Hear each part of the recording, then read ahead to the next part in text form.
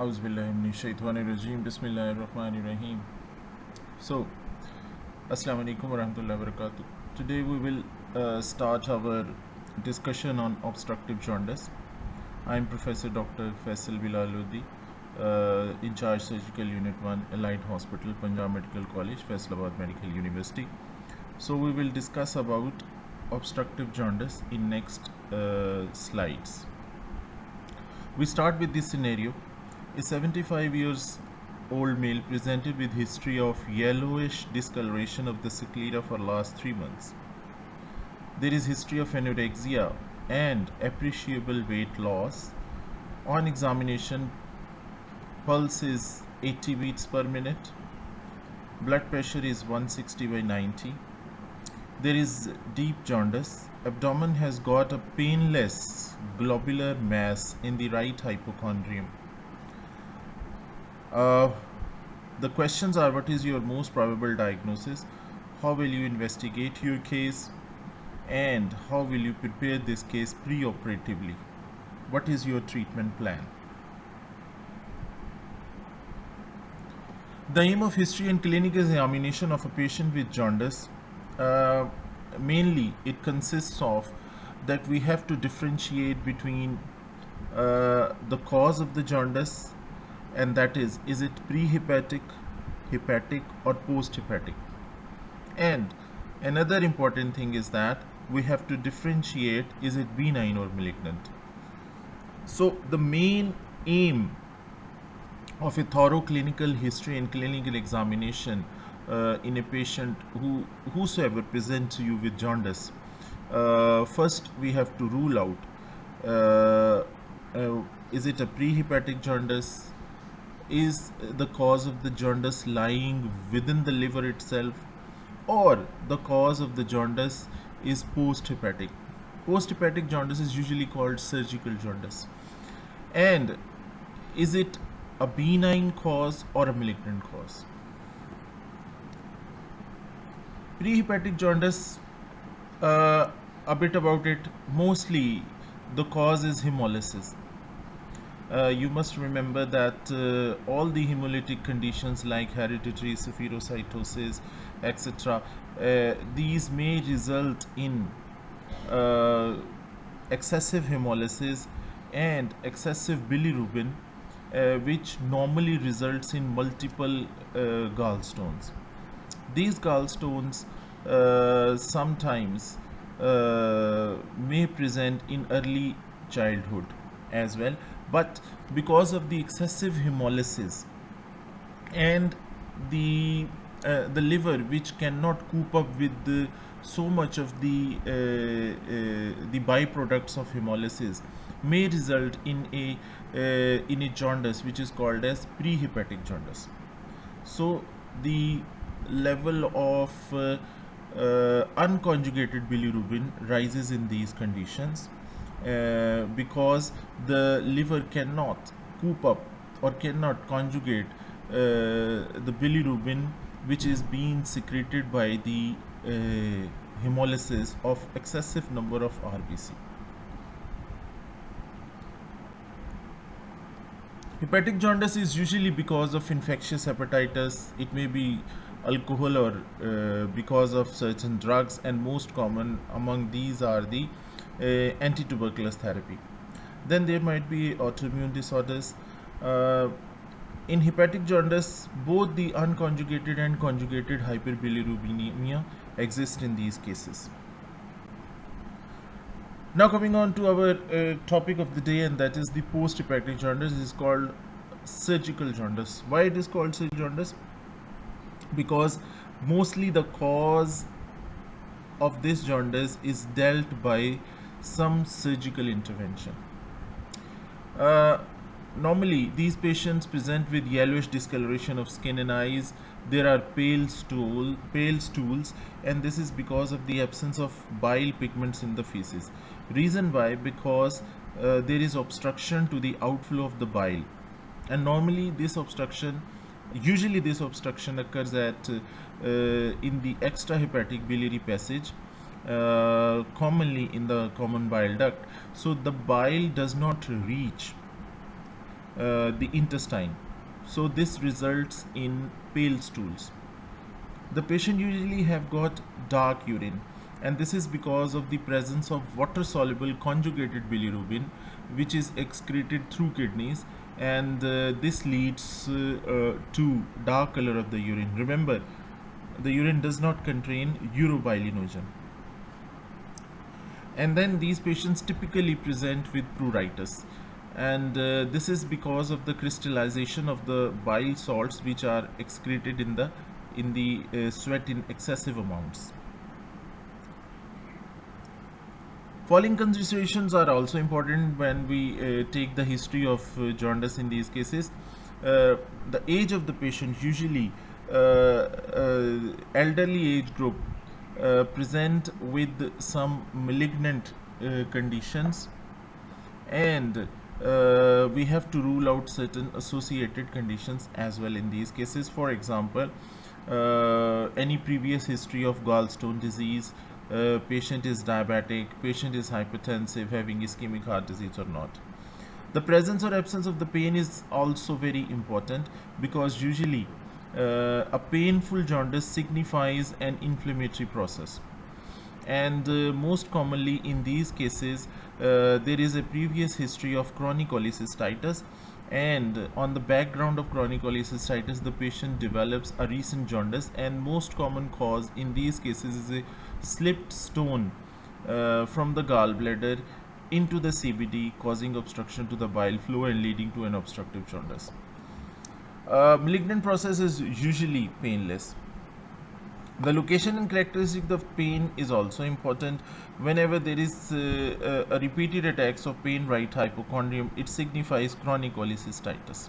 As I mentioned, in these cases, a jaundice which is having a jaundice which develops on the background of a pain and a background of history of chronic cholecystitis, one must think of CBD obstruction due to gallstones.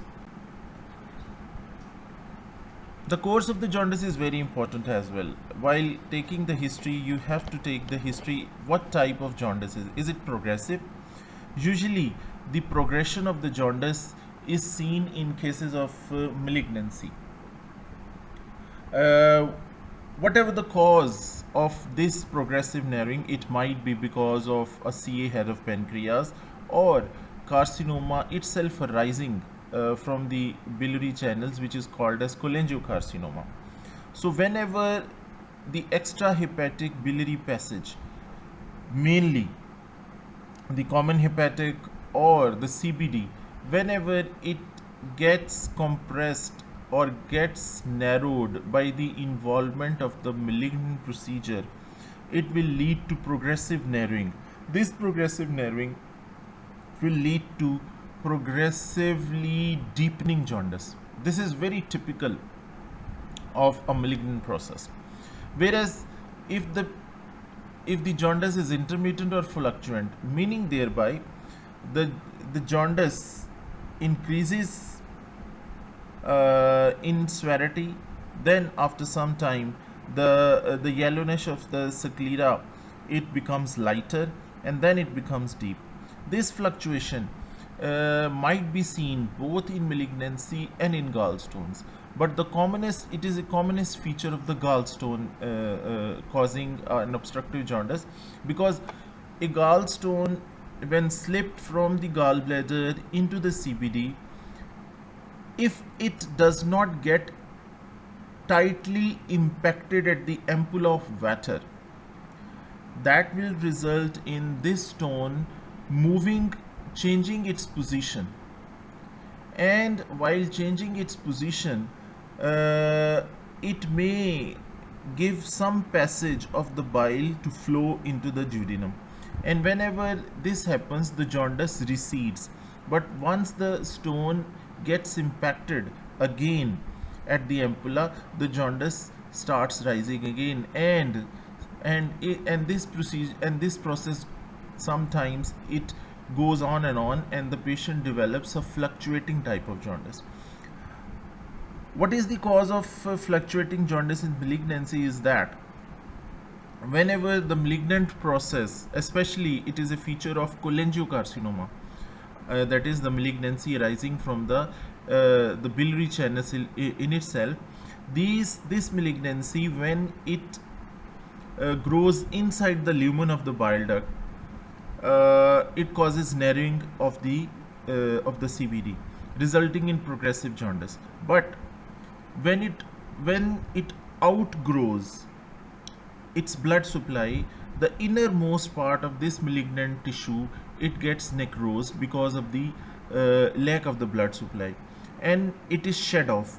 When this central part of the malignancy gets shed off, it allows some passage of bile through that channelized CBD, and this results in fluctuating jaundice in malignancy. So important is that you have to differentiate between prehepatic, hepatic, posthepatic, and what is the cause. It is benign or it is malignant. Then an important part is the jaundice progressive or fluctuating. On history, further important features are that you should elicit in history is fever. Fever is usually because of stagnant bile, which leads to secondary infection in that bile and causing cholangitis. And whenever there is cholangitis, you must be knowing that it is typically fever with chills. Jaundice as a whole, it may be benign or malignant, may be pre, post, hepatic or hepatic. It is usually associated with anorexia. But anorexia associated with jaundice, it exacerbates if it is because of a malignant process. There might be associated weight loss because of anorexia, or because of the metabolic changes because of cancer. Sister, sometimes malignancy of the pancreas may cause external compression of the duodenum, leading to increased episodes of vomiting because of gastric outlet obstruction. Usually the patients having malignancy, they are anemic, and you have to rule out previous gallstone disease history. Another important point in history to elicit is, has your patient undergone some biliary surgery? Because there is every possibility that while, for example, your patient might be having a previous history of cholecystitis, either open or laparoscopic, which might have resulted in injury to the extrahepatic biliary channels, which now has caused development of the stricture of the extrahepatic biliary passage, which leads to obstructive jaundice. This would be an obstructive jaundice, and the cause would be a benign stricture. Abdominal pain is a misleading sign. Sometimes it may be associated with the bile duct calculi. If the pain is associated with the malignancy, it is because of secondary infection of the stagnant bile. But typically, the malignant process is painless. Also take history of alcohol, drugs and medication to rule out the underlying cause of jaundice. So, till now, we have to answer these questions. 1. Can you differentiate between obstructive and non-obstructive jaundice on history? What are the main presenting complaints of malignant jaundice which differentiate it from benign jaundice? What is the pathophysiology of anorexia, pale stools, dark urine, and pruritus in obstructive jaundice?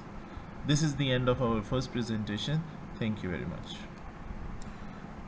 So thank you very much. This ends with our first presentation on obstructive jaundice, and you must be able to answer these questions which are displayed on this last slide before you proceed on to the second part of my presentation on obstructive jaundice. Thank you very much.